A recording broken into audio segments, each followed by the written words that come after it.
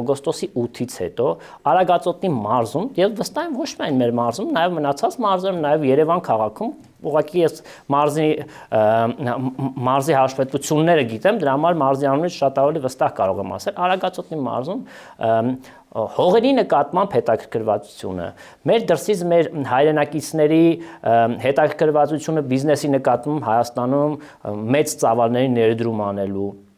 ընդհանուր թե մեր բիզնեսմենների հետաքրքրվածությունը լայնացնելու, մեծացնելու իրենց բիզնեսները կրկնակի եռակի ավելացել է։ Դա խոսում է մի բանի մասին, որ խաղաղությունը վստահություն է բերում տնտեսվարողներին իրենց ներդրումները, մեծ ներդրումներն անեն Հայաստանի Հանրապետությունում։ Եվ այդ օրվանից հետո ես ձեզ վստահեցնում եմ, որ Արագածոտնի մարզում առանց չափազանցնելու ես կարող եմ մի 10 ավելի մեծ ներդրումներ